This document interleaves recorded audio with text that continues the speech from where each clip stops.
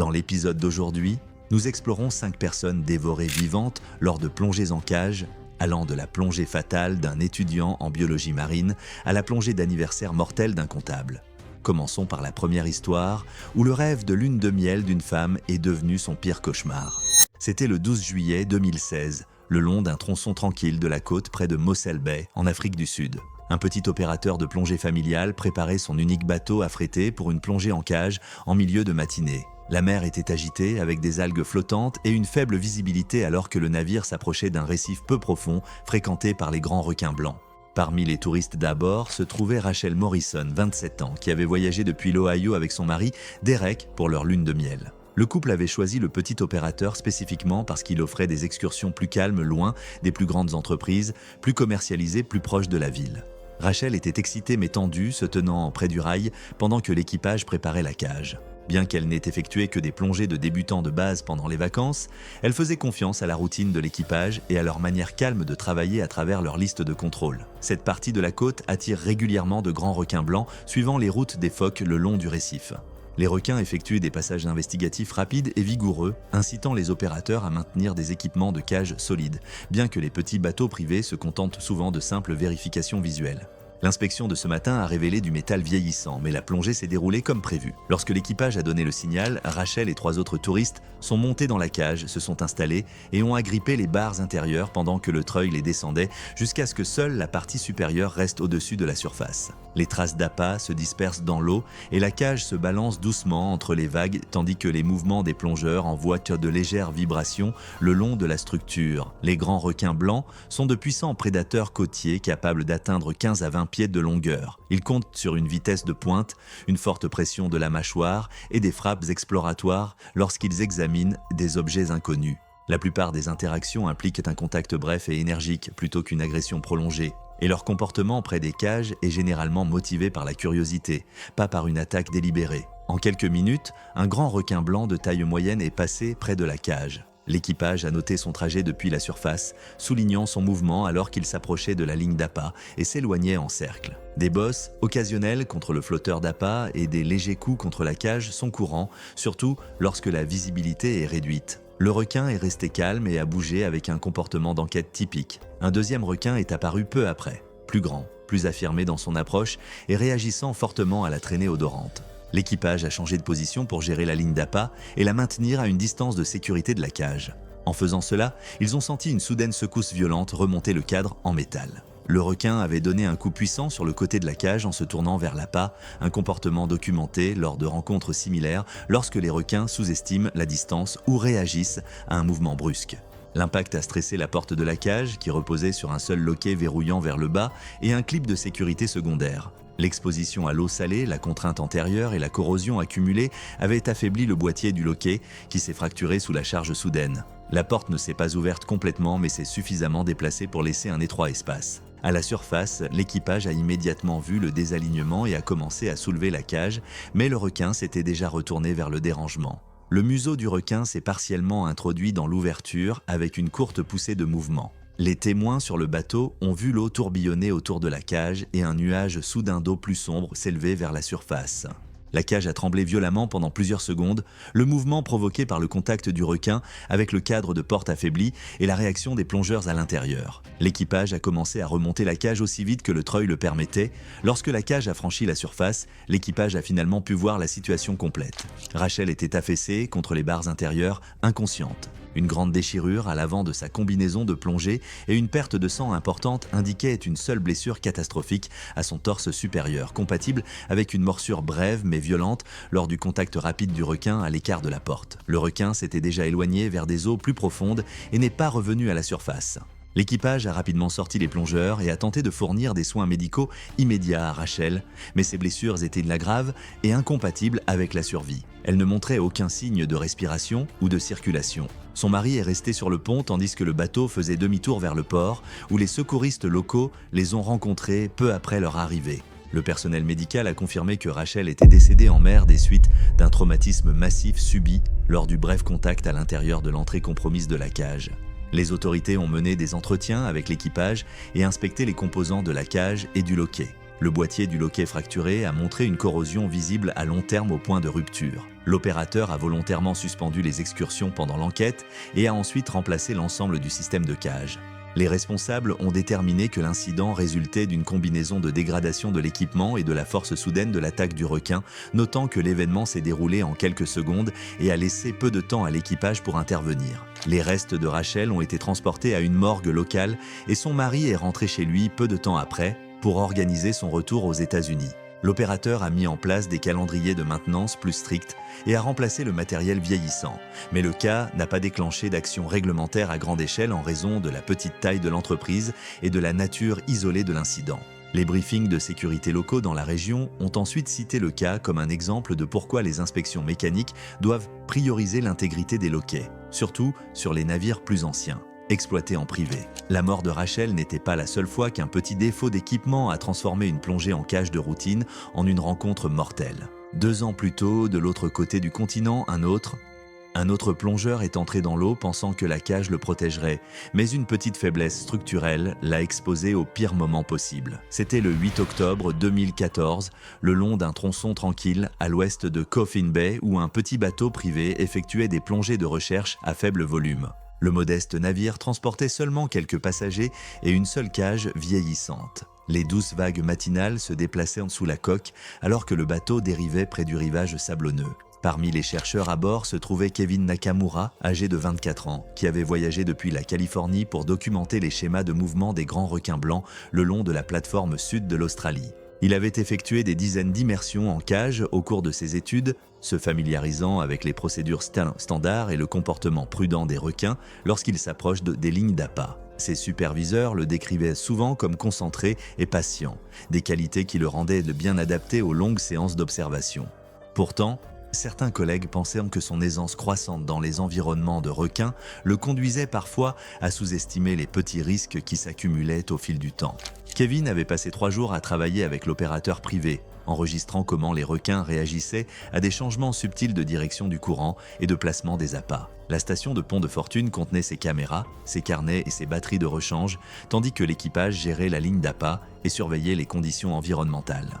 Avant chaque plongée, Kevin vérifiait lui-même son équipement, inspectant les barreaux de la cage et vérifiant que le détendeur alimenté en surface fonctionnait correctement. La cage elle-même était utilisable mais ancienne. Les soudures, près du panneau inférieur, montrèrent une corrosion visible et un joint sur le bord inférieur s'était élargi en un petit écart. L'équipage l'a noté comme une usure cosmétique et Kevin a documenté l'observation dans ses notes de recherche sans la considérer comme un danger majeur. Lorsque les conditions se sont stabilisées en fin de matinée, l'équipage a abaissé la cage jusqu'à ce que seul le cadre supérieur reste au-dessus de l'eau. Kevin est entré à l'intérieur portant son équipement de caméra principale. Les vagues étaient douces mais entraînaient une houle notable sous la surface, balançant doucement la cage à intervalles lents. Alors que les traces d'appât dérivaient vers l'aval, Kevin s'est positionné près des barres inférieures pour filmer les motifs changeants de mouvement sur le fond marin, espérant capturer des images de requins remontant à travers la colonne d'eau. Dans cette région, les grands requins blancs se suivent généralement des itinéraires de patrouille linéaires le long des bords du récif, utilisant de courtes poussées de vitesse pour enquêter sur les perturbations ou les silhouettes projetées contre la surface. Leur comportement d'approche est délibéré, impliquant souvent un passage lent avant toute accélération rapide. Les opérateurs soulignent que les requins attirés par les lignes d'appât ne montrent pas d'agressivité alimentaire, mais répondent aux signaux olfactifs et aux mouvements, testant les objets avec un contact bref plutôt que de s'engager dans une interaction prolongée. En quelques minutes, un grand requin blanc de taille moyenne s'est approché du côté soulevant, passant sous la cage avant de remonter vers la bouée d'appât. L'équipage a observé son mouvement depuis le dessus, notant que le requin restait calme et gardait ses distances par rapport à la cage. Des coups occasionnels étaient transmis à travers les barres, typiques des passages rapprochés dans des conditions agitées. Kevin a continué de filmer, ajustant sa position pour garder le requin dans le cadre alors qu'il tournait et retournait dans les eaux plus profondes. Un deuxième requin, plus grand et plus affirmé, est apparu peu après, suivant une faible piste olfactive et se dirigeant vers la ligne d'appât avec un mouvement plus direct. L'équipage a repositionné le flotteur pour le garder dégagé de la cage, mais une forte houle a soulevé la cage de plusieurs centimètres et l'a laissé retomber brusquement lorsque la houle s'est retirée. Le mouvement a provoqué un déplacement de pied chez Kevin. Sa jambe gauche a glissé vers le bas et avant qu'il ne puisse corriger sa position, sa palme et le bas de son mollet ont partiellement glissé à travers l'écart élargi des barres inférieures. Depuis la surface, l'équipage a vu l'eau se déformer alors que le grand requin accélérait vers le mouvement sous la cage. La trajectoire ascendante du requin l'a amené directement vers le membre exposé, et en un contact rapide, il a mordu à travers la cuisse et la hanche de Kevin. Un nuage d'eau sombre s'est immédiatement élevé. La cage a été secouée lorsque le requin s'est retiré avec la force typique d'une seule morsure d'investigation, laissant la partie inférieure de la jambe de Kevin ne plus être visible. L'équipage a activé le système de récupération immédiatement, soulevant la cage aussi vite que la grue le permettait. Les vagues frappaient contre la coque alors que la structure se soulevait de l'eau. Lorsque la cage atteignit la surface, l'équipage vit Kevin effondré contre les barres intérieures. La partie inférieure de sa combinaison de plongée était déchirée et une perte de tissu importante était visible autour de sa cuisse et de son flanc. La profondeur et l'étendue de la blessure indiquaient un traumatisme massif, cohérent avec une unique morsure de grand requin. Kevin ne montrait aucun signe de réaction alors que l'équipage l'extrayait de la cage. Malgré les efforts immédiats pour contrôler le saignement et tenter une réanimation, il était clair que la blessure avait entraîné une perte de sang rapide dès les premières minutes de contact. Le bateau est retourné au port le plus proche tout en restant en communication avec les intervenants locaux qui les ont rencontrés à la petite jetée utilisée par les opérateurs privés. Le personnel médical a confirmé que Kevin était mort en mer à cause d'une perte de sang catastrophique et de la destruction de tissus. Les responsables ont inspecté la cage et ont documenté l'élargissement de l'écart inférieur formé par des soudures corrodées. Les enquêteurs ont conclu que le mouvement de houle, combiné à la faiblesse structurelle, avait permis à la jambe de Kevin de glisser partiellement à l'extérieur de la cage. L'opérateur a suspendu les plongées volontairement, tout en remplaçant plusieurs composants de la cage, bien que la nature discrète de l'entreprise signifiait que l'incident n'a pas déclenché de larges changements réglementaires régionaux. L'équipement de Kevin, y compris la caméra qui a enregistré les moments avant la montée, a été récupéré et fourni à son département académique avec ses notes de terrain. Le cas de Kevin a montré comment de petites erreurs peuvent devenir fatales sous l'eau. Peu de temps après, un autre plongeur a rencontré la même vérité lorsqu'un écart inférieur l'a exposé au pire moment. C'était le 22 mars 2017, au large d'une portion tranquille de la côte nord du Pacifique de la Basse-Californie, côte où un petit charter privé proposait des plongées en cage peu coûteuses pour les touristes voulant observer de plus près les grands requins blancs. Le bateau était modeste, transportant seulement quelques passagers et une seule cage en acier fixée à un bras de levage plus ancien. La lumière du matin traversait une eau bleu clair, inhabituellement claire, révélant de longues tentures flottantes de varech sous la coque. Parmi les passagers se trouvait Thomas Brennan, âgé de 48 ans, originaire de Houston. Son récent divorce avait mis fin à un mariage de 20 ans, le laissant à la recherche de quelque chose de courageux et déterminant. À l'approche de son anniversaire, il a réservé un voyage en solo au Mexique, une façon de se prouver qu'il avait encore le courage de poursuivre les expériences qu'il avait autrefois remises à plus tard. Il n'avait que quelques plongées récréatives à son actif, toutes dans des conditions calmes du golfe du Mexique ou des Caraïbes, mais il considérait la cage comme un équipement conçu pour compenser son manque de compétences. Le vol privé, avec son Cuba et son petit groupe, semblait être le bon équilibre entre aventure et sécurité. L'équipage a briefé le groupe pendant que le bateau dérivait sur une zone d'eau plus profonde. La cage était plus ancienne mais encore utilisée, construite avec un espacement plus large entre les barres inférieures que les cages commerciales plus récentes. Elle offrait une meilleure visibilité pour les caméras, mais a demandé aux plongeurs de garder leurs membres à l'intérieur du cadre en tout temps. Thomas a écouté avec attention, hochant la tête, impatient d'enregistrer des gros plans avec son nouveau caisson de caméra sous-marine. Au moment où la cage était prête, plusieurs requins étaient déjà présents dans la zone. Leur silhouette allait et venait sous la surface, remontant parfois avant de disparaître à nouveau dans les eaux plus profondes. L'équipage les observait tranquillement depuis le pont, faisant de petits ajustements au sac d'appât pour garder l'intérêt des requins dirigés loin du panneau inférieur de la cage. Quand les conditions semblaient suffisamment stables, Thomas est entré dans la cage comme premier plongeur de la journée. L'équipage l'a abaissé jusqu'à ce que le cadre supérieur reste au-dessus de l'eau, le laissant suspendu à environ 4 mètres sous la surface. La visibilité claire lui permettait de voir une large partie du fond marin et le mouvement régulier de la houle créait de lents déplacements fluides dans la perspective. Thomas se stabilisa et leva son appareil photo, l'orientant à travers les barres avant pour capturer les mouvements du requin. Pendant près de 21 minutes, les approches restèrent contrôlées et délibérées. Un grand requin est passé en profondeur, puis est monté vers le sac d'appât avant de s'éloigner. La vibration de son mouvement a voyagé faiblement à travers les barres. Thomas a changé de position pour le suivre et s'est bientôt accroupi près de la partie inférieure de la cage pour filmer ses passages en descendant. L'espacement plus large vers le bas a permis une ligne photographique plus claire et il s'est penché en avant pour cadrer le requin alors qu'il tournait en dessous. L'équipage a remarqué sa position et a signalé depuis le pont, lui faisant signe de garder son corps plus haut dans la cage. Aucun mot n'a été échangé, mais l'avertissement était clair. Thomas s'est brièvement ajusté, puis a repris le tournage lorsque le requin est passé plus loin. Il restait confiant de pouvoir garder son bras à l'intérieur des limites du cadre de la cage. Une longue houle est passée dans la zone, soulevant la cage de plusieurs centimètres avant de la redescendre alors que la vague passait en dessous. Le mouvement a poussé Thomas à se préparer et à changer de position. Sa prise s'est resserrée autour du boîtier de l'appareil photo. Lorsque la cage a descendu avec la houle, son bras tendu a glissé plus bas et l'appareil photo a complètement dépassé par le bas élargi, juste pour un moment. Depuis le pont, l'équipage a vu l'eau se déformer sous la cage alors qu'un requin accélérait vers le zéro le long de la perturbation. Le changement de mouvement était net mais contrôlé. Le genre de montée rapide d'investigation qui se produit lorsqu'un requin réagit à un mouvement soudain près du fond marin. Une plume sombre est apparue presque instantanément, se répandant vers le habot en une seule forme en expansion. La morsure du requin n'a duré qu'une seconde. La force de l'impact a secoué la cage et le boîtier de la caméra a disparu de vue, ainsi que la partie inférieure du bras de Thomas. Le requin s'est immédiatement retiré, disparaissant à nouveau dans les eaux profondes sans revenir sur ses pas. Pendant un bref instant, l'eau s'est calmée, puis l'équipage a commencé la remontée. Le vieil appareil de levage a d'abord bougé lentement lorsque la cage a émergé à travers la surface. Lorsqu'elle a franchi la ligne de flottaison, Thomas s'est effondré contre les barres intérieures. La manche inférieure de sa combinaison de plongée et le côté de son torse montraient de graves déchirures, là où la morsure avait retiré une partie importante du tissu. Il était insensible lorsque l'équipage l'a atteint. Ils l'ont soulevé sur le pont et ont tenté des soins d'urgence. Mais le traumatisme était important et le taux de perte de sang avait été rapide. Le bateau s'est dirigé vers le port le plus proche, tout en maintenant le contact radio avec les secouristes à terre. Les ambulanciers sont montés à bord peu de temps après l'arrivée du navire et ont confirmé que Thomas était mort en mer quelques minutes après la morsure. Plus tard, les responsables ont examiné la cage et ont documenté l'élargissement de l'espace inférieur, notant que l'ancien design et l'afflux du matin avaient contribué à ce que le bras de Thomas dépasse du cadre de protection.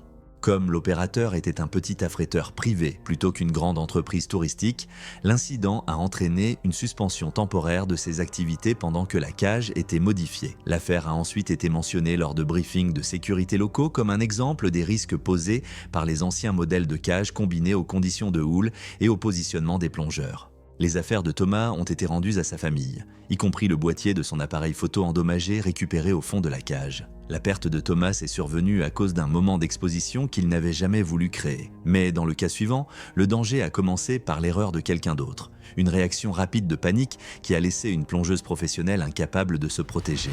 C'était le 15 août 2015 au large de la tranquille côte sud de l'Australie méridionale où une petite compagnie privée organisait des plongées en cage à faible capacité pour les touristes cherchant une rencontre contrôlée avec des grands requins blancs. L'eau était calme le matin, teintée d'un bleu profond qui gardait sa couleur même lorsque la lumière du soleil se glissait à la surface. Seuls quelques passagers se tenaient le long de la rampe, regardant l'équipage descendre une cage en acier compact à côté du bateau. Parmi le personnel se trouvait Maria Santos, 35 ans, instructrice de plongée originaire du Brésil. Elle avait déménagé en Australie 3 ans plus tôt et était rapidement devenue connue comme une professionnelle calme et fiable. Avec plus de 500 plongées enregistrées, elle était de confiance pour accompagner les invités à l'intérieur de la cage, surveiller l'équipement et corriger discrètement les plongeurs inexpérimentés si nécessaire. La société de charter privé appréciait son jugement solide et sa patience avec les touristes qui réagissaient parfois de manière imprévisible sous l'eau. La cage, utilisée par l'opérateur, était compacte, conçue pour des plongées en petits groupes. Construite avec des attaches intérieures fixes et des guides de tuyaux le long du panneau inférieur pour organiser les détendeurs de rechange et garder l'équipement accessible. La structure répondait aux exigences locales de sécurité. Bien que sa disposition intérieure nécessitait que les plongeurs se déplacent avec précaution lorsqu'ils ajustaient leur position. L'espacement des barres inférieures était légèrement plus large près de la plaque de sol pour améliorer le drainage et la visibilité, ce qui rendait important pour les participants de maintenir une flottabilité contrôlée et d'éviter de laisser l'équipement dériver vers les ouvertures. Ce matin-là, le groupe était composé de 3 touristes, chacun avec une expérience de plongée minimale. Maria a passé en revue les signaux manuels pour l'ascension, la vérification de l'air et le maintien de la distance par rapport aux barres. Elle a remarqué qu'un invité, un homme d'une quarantaine d'années, semblait nerveux mais attentif, serrant à plusieurs reprises son masque de location en écoutant.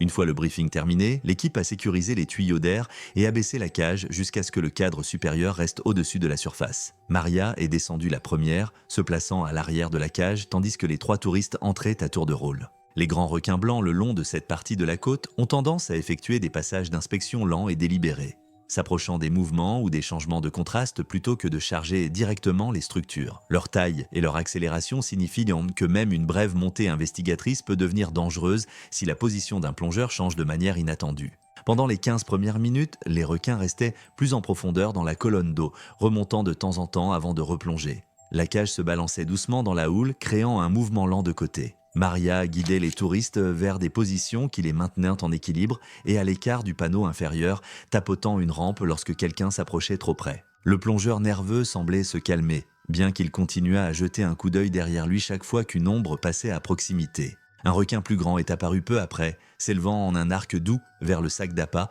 avant de glisser sous la cage. Le passage était contrôlé et distant, mais le changement soudain de taille, de poisie et de proximité a déclenché un flash de panique chez le touriste nerveux. Il s'est retourné brusquement, a mal jugé le mouvement de la cage et a perdu l'équilibre. Dans une tentative instinctive de se stabiliser, il s'est poussé brusquement en arrière, directement sur Maria. L'impact l'a déséquilibré. Elle a tendu la main pour attraper une barre et se stabiliser, mais le mouvement de la houle a légèrement soulevé la cage au même moment. En se déplaçant, son tuyau principal de détendeur s'est accroché à l'un des petits clips métalliques soudés à la partie inférieure de la structure de la cage. La tension la plaqua de côté contre les barres inférieures. Son épaule droite, pressée près de l'une des ouvertures les plus larges. Maria a essayé de se libérer, mais l'angle de l'accroc la retenait fermement. L'équipage sur le pont a vu le soubresaut soudain dans sa posture et s'est dirigé vers la cage, mais leur attention a immédiatement changé lorsque le plus grand requin a courbé le long du côté sous le courant de la structure. Le mouvement à l'intérieur de la cage, l'épaule de Maria coincée et exposée involontairement près de l'ouverture inférieure, a créé un bref éclair de contraste dans l'eau. La réponse du requin a été immédiate. Il s'est élevé d'en bas dans un arc court et rapide, les mâchoires se refermant sur le haut du bras et l'épaule exposée de Maria en une seule morsure exploratoire. Une plume sombre s'est instantanément étendue, dérivant vers le haut.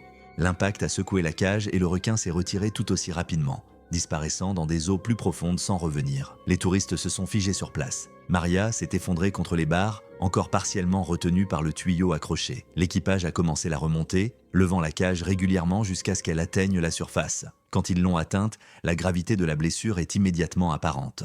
La morsure avait retiré une quantité importante de tissu de son bras et de son épaule, et l'étendue de la perte de sang indiquait que le traumatisme avait été catastrophique en quelques instants. Ils l'ont amené sur le pont et ont tenté de lui administrer des soins d'urgence, mais ses blessures étaient incompatibles avec la survie. Le bateau est retourné au port sous la coordination radio avec les intervenants locaux qui ont confirmé que Maria était décédée en mer. Les enquêteurs ont ensuite examiné la cage et noté l'emplacement du tuyau de détendeur accroché, ainsi que l'écart légèrement élargi de la barre inférieure où l'épaule de Maria avait été exposée. L'opérateur a temporairement suspendu les activités, remplaçant les clips inférieurs et mettant à jour la disposition interne de la cage pour empêcher l'enchevêtrement de l'équipement. L'incident a été mentionné dans les briefings de sécurité régionaux comme un exemple de la façon dont la panique dans un espace confiné peut conduire à une exposition inattendue, même pour des professionnels entraînés. Mais même lorsque les professionnels suivaient les protocoles appropriés, des défaillances de l'équipement pouvaient créer des situations mortelles qu'aucune expérience ne pouvait surmonter. En Afrique du Sud, la célébration d'anniversaire d'un comptable serait un cauchemar lorsque des réparations de mauvaise qualité échouèrent au pire moment possible. C'était le 4 juin 2013, le long d'un tronçon tranquille du Cap Occidental, où un petit opérateur indépendant se préparait pour une plongée en cage de faible capacité. Une houle précoce soulevait le bateau à intervalles lents, tandis que quelques passagers se rassemblaient à la rambarde, regardant l'équipage sécuriser la cage en acier compact pour la première descente de la matinée. Parmi eux se trouvait Christopher Hayes, 41 ans, de Toronto, qui célébrait son 15e anniversaire de mariage avec sa femme Jennifer. Le voyage en Afrique du Sud avait été son idée, une occasion de faire quelque chose de mémorable après des années de vacances routinières. Christopher cherchait rarement à prendre des risques, passant la plupart de son temps dans des bureaux et des salles de conférence, mais il avait accepté de plonger en cage après avoir recherché son historique de sécurité. Il fut rassuré par le fait que des milliers de touristes effectuaient de tels voyages chaque année sans incident. Son expérience en natation était limitée, mais l'équipage l'a assuré que la cage resterait à la surface avec de l'air fourni par le bateau. L'opérateur a utilisé une cage compacte prévue pour 2 ou 3 participants à la fois. La porte était sécurisée par un loquet verrouillant vers le bas et une goupille coulissante secondaire, tous deux conformes aux exigences de sécurité locale. L'équipement montrait des signes d'utilisation fréquente, des éraflures mineures, de la peinture usée et une légère laxité dans le matériel de charnière, mais la structure restait fonctionnelle et dans les limites acceptables. Christopher écoutait attentivement pendant le briefing de sécurité, hochant la tête pendant que l'équipage expliquait comment entrer, où se tenir et comment garder les membres à l'intérieur des barres à tout moment. La visibilité s'est améliorée lorsque le bateau s'est arrêté dans des eaux plus profondes. L'équipage a positionné le sac d'appât à plusieurs mètres de la cage pour encourager des passages de requins contrôlés plutôt que des approches directes. Jennifer est restée sur le pont avec l'appareil photo pendant que Christopher se préparait à entrer dans la cage avec un autre touriste. Il est descendu lentement de l'échelle, s'accrochant aux barres, alors que la cage se balançait dans la longue houle. Les grands blancs dans cette région approchent généralement les lignes d'appât en larges arcs prudents, testant les mouvements avant de remonter plus près de la surface. Leur comportement n'était que rarement agressif envers les cages, mais leur vitesse et leur taille rendaient tout changement soudain de conditions potentiellement dangereux. Pendant les 10 premières minutes, les requins restaient le plus profondément dans la colonne d'eau, leur silhouette visible seulement brièvement, avant de s'estomper dans le bleu plus foncé sous la cage. Christopher s'est stabilisé le long de l'intérieur gauche de la cage, l'autre touriste est resté du côté droit, agrippant les barreaux avec les deux mains. La houle a créé un mouvement lent et rythmique d'un côté à l'autre, suffisant pour déplacer la cage de quelques centimètres dans chaque direction, alors que le bras de levage se pliait avec le mouvement. À un moment donné, une poussée plus forte a traversé la zone, déplaçant légèrement la cage. L'équipage a pris note et a ajusté le mou sur le câble de support, mais a continué la plongée, jugeant les conditions gérables. Un grand requin blanc est apparu peu après, se dirigeant vers l'appât avec un mouvement mesuré et délibéré. Christopher a levé son appareil photo étanche, l'orientant pour prendre une photo claire du requin alors qu'il passait à plusieurs pieds en dessous. La montée du requin a envoyé une légère vibration à travers l'eau, faisant balancer légèrement la cage. Le déplacement était subtil, mais suffisant pour mettre de la tension sur la porte de la cage alors que la houle roulait en dessous. Le loquet verrouillé vers le bas a tenu, mais la goupille coulissante, secouée par les vagues précédentes, était à quelques millimètres de l'engagement complet. La vague suivante souleva la cage et la reposa juste au moment où Christopher se penchait en avant pour un angle de vue plus proche. Le mouvement désaligna la porte d'une fraction de pouce, juste assez pour que le bord supérieur s'ouvre légèrement près du côté de la charnière. Christopher ne remarqua pas le changement. Concentré sur l'écran de la caméra, il s'est avancé pour capturer le requin alors qu'il se courbait le long de la ligne d'appât. Sa nageoire a légèrement glissé sur le sol de la cage en mouvement et son épaule gauche s'est rapprochée de l'ouverture étroite. Le mouvement a exposé une partie de son bras supérieur à travers le vide. Depuis le pont, l'équipage a vu l'eau se déformer alors que le requin revenait sur son chemin précédent. Le changement de contraste près de la cage, le bras de Christopher momentanément hors du cadre, a attiré l'attention du requin. Il s'est élevé dans une montée courte et rapide, typique d'un contact exploratoire, mâchoire se refermant sur la section exposée de son bras et de son flanc en une seule morsure décisive. Une plume sombre s'éleva immédiatement. La cage a été secouée par la force du bref contact et le requin s'est retiré tout aussi rapidement, disparaissant dans des eaux plus profondes. L'autre plongeur s'est pressé contre le côté opposé de la cage, figé de choc. Christopher s'est affaissé sur le côté, partiellement coincé par la porte à moitié ouverte jusqu'à ce que l'équipage commence à soulever. La cage est apparue à la surface quelques instants plus tard. Lorsque l'équipage l'a atteint, la gravité de la blessure était immédiatement évidente. La morsure avait enlevé une quantité importante de tissu de son bras supérieur et de son flanc, et la perte rapide de sang n'a laissé aucune possibilité d'intervention efficace. Christopher ne montrait aucun signe de réactivité lorsqu'ils l'ont hissé sur le pont et ont tenté de lui prodiguer des soins d'urgence. Le bateau est retourné au port le plus proche sous la coordination radio avec les secours locaux. Les ambulanciers sont montés à bord à leur arrivée et ont confirmé que Christopher était décédé en mer d'une perte de sang catastrophique. Les enquêteurs ont examiné la cage et identifié le loquet de porte mal aligné, notant la combinaison de mouvements de houle et d'engagement incomplet de la goupille secondaire. L'opérateur a temporairement suspendu ses plongées pendant que le système de loquet était remplacé et que la quincaillerie de la porte était renforcée. Les briefings de sécurité régionaux ont ensuite évoqué le cas comme un exemple de la manière dont de petits changements mécaniques combinés à la position des plongeurs peuvent créer une exposition inattendue lors de ce qui semble être une rencontre de routine. Jennifer est rentrée chez elle avec leurs affaires et un compte-rendu détaillé de l'incident, terminant un voyage censé célébrer leur mariage dans des circonstances qu'aucun d'eux n'avait imaginées. Merci d'avoir regardé. Cliquez sur la prochaine vidéo qui montre comment les prédateurs de pointe transforment des rencontres de routine en situations mortelles.